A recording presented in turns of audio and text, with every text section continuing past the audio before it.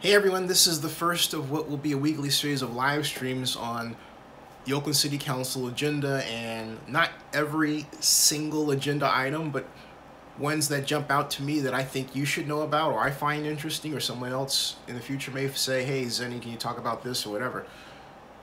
Today is November 7th, and this is the mark of a year before we have the next mayor's race.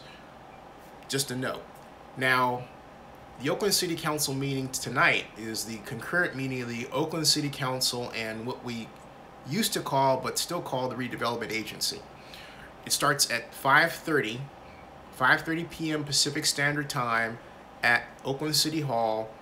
That's at 1 Frank H. Ogawa Plaza. Now, for those of you new to Oakland and you keep wondering, well, who's Frank H. Ogawa?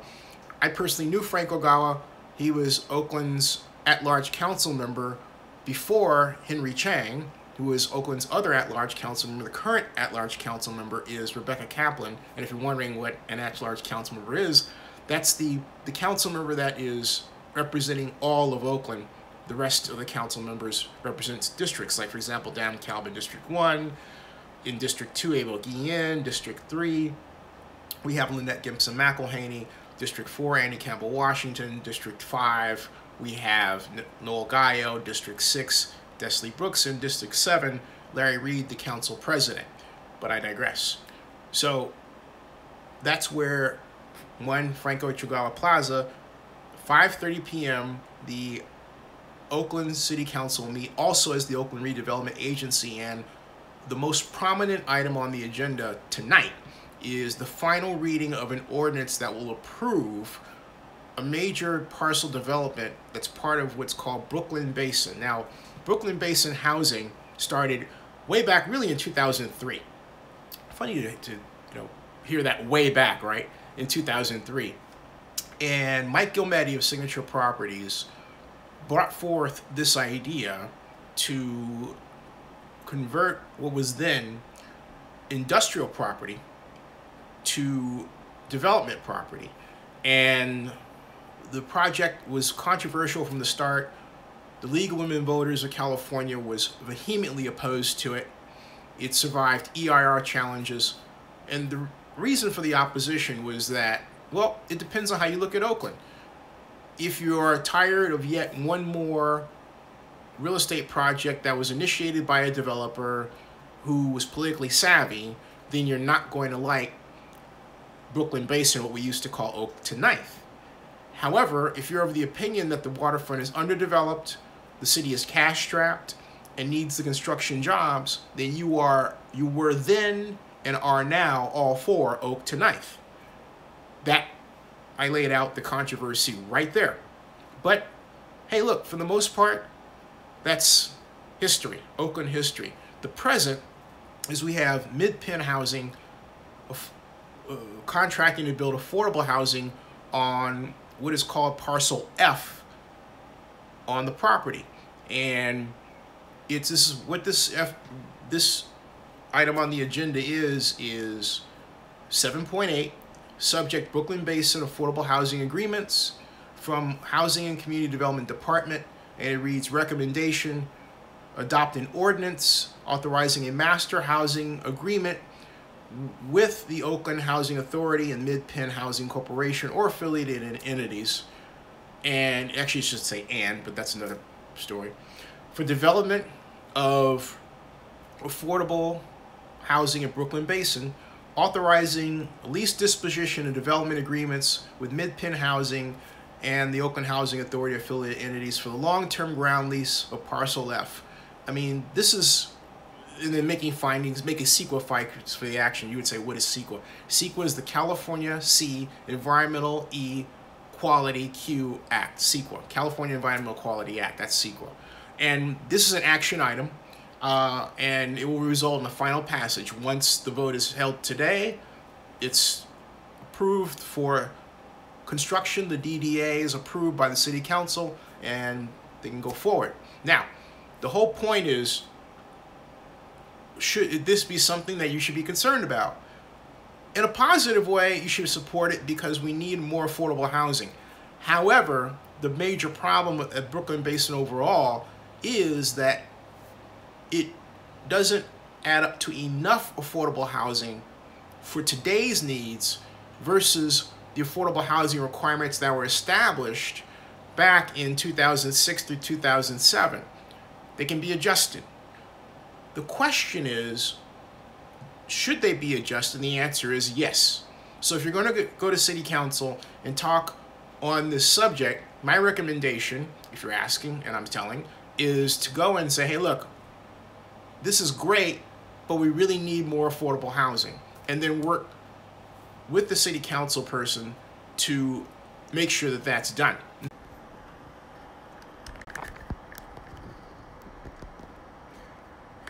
Hey everyone, I'm back. I had to make that call. So, but that was a call I had to take. So I'm back talking about the whole Oak to Ninth project. And what I was saying is that if you're going to go and talk about that, emphasize, my recommendation is to emphasize the need for more and greater affordable housing than we currently have, because that's how things have changed. And where we are now is we don't have a lot of affordable housing because of where the market has shifted, right? So that's where you can really play a role, if you like. All right.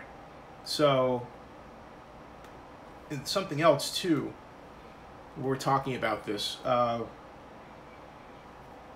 Brooklyn Basin is, you would say, what's Brooklyn Basin if you haven't heard about it, right? Well, Brooklyn Basin is a gigantic, it is a new town in town. It produces a new town in town that will ultimately result in the construction of over 3,000 units of housing. But only 495 of those units are marked affordable, okay? So the question is, how can we establish where Brooklyn Basin can have more affordable housing? The main problem is that when Brooklyn Basin was originally proposed, we had redevelopment. And over its development time, then Jerry Brown killed redevelopment law in 2011. You would say, what's redevelopment law? I'll get to that in a second.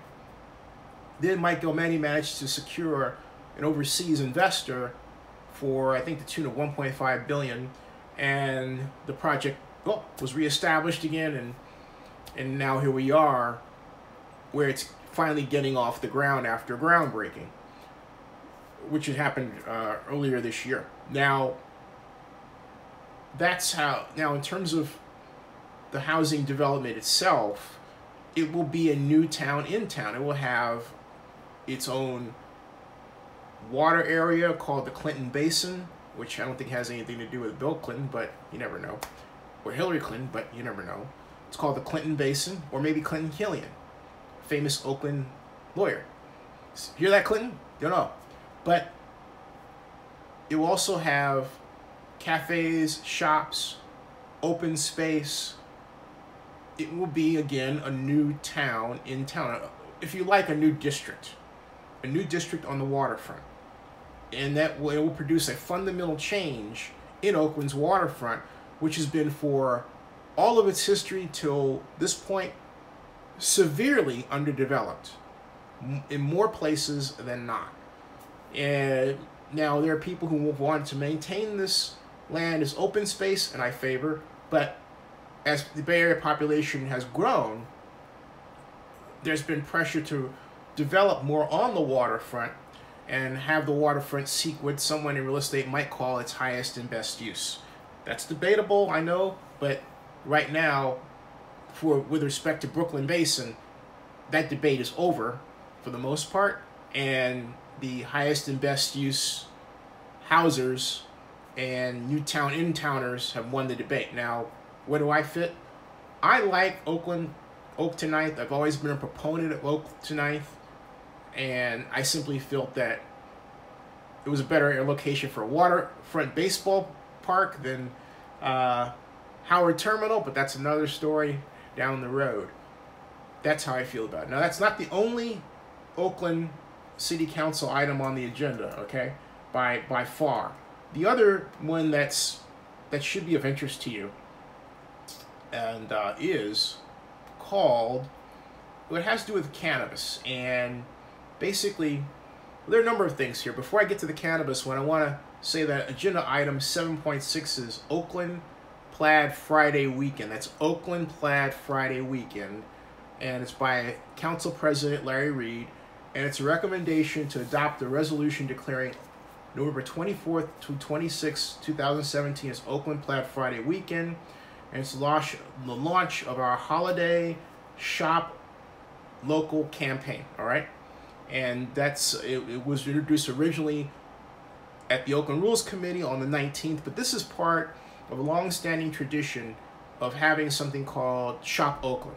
And that's the idea of encouraging Oaklanders to shop in, well, Oakland. You would say, why would we need to encourage Oaklanders to do that? Well, because of a number of factors, freeway location, and most notably the existence of San Francisco and, of course, BART connecting Oakland and San Francisco, we have had a leak of people over to Union Square who go there to shop during Christmas, okay?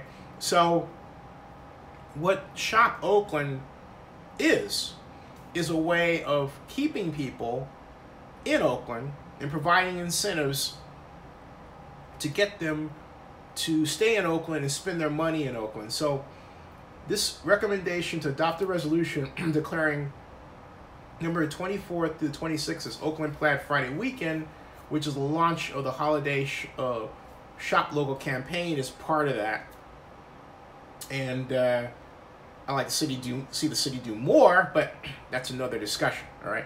So another is on the item on the agenda is the agreement with Caltrans and attitudinal hearing, and another one this is item 7.11, and it is prohibiting contracting with companies bidding on the border wall. That's right. So any company that plans to bid for work on this proposed border wall that U.S. President Donald Trump has said he wanted to build would be automatically cut out of doing business with the city of Oakland now and into the future if this ordinance passed.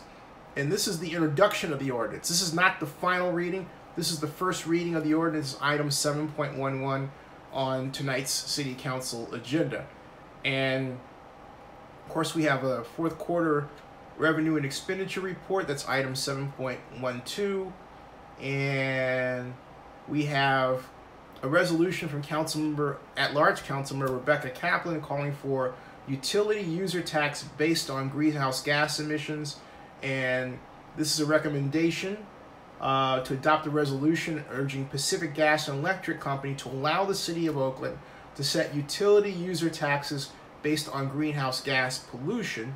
And this the most recent part of it was it was approved by the recommendation of staff and forwarded to this concurrent meeting of the City Council.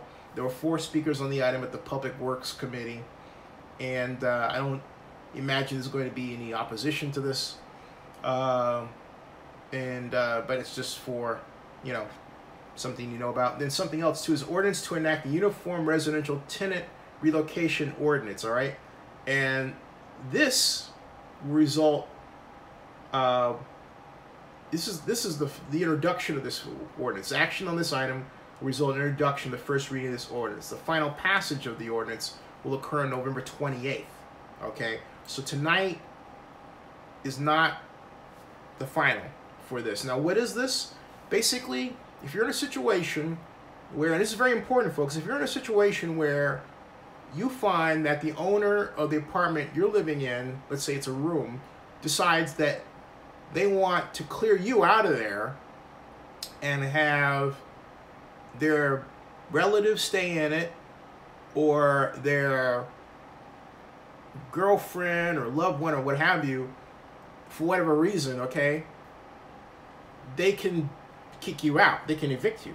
Now, this ordinance forces them in Oakland to pay you for relocation money. That's right. They have to pay you basically enough money for you to find new housing. That's the idea, all right? I like the idea of this ordinance. This is the not the final reading for vote. This is next to final. Final reading is November 28th. That's item 7.15 on the agenda. Also on the agenda is the, and this comes from the Oakland City Attorney's Office, and that has to do with cannabis. And basically it asks for cannabis to be redesignated from a dangerous substance, for want of a better term, to a medical substance. And this is, I believe this is the final reading of this resolution from the Oakland City Attorney's Office. Yeah. So that's how these stack up. There are a lot of, this item is chock full of actions, and I'm going to have a link to these items from this agenda right at the end of this video. But I thank you for watching this live stream, and we'll be back with more information. Subscribe to Zenny62 on YouTube.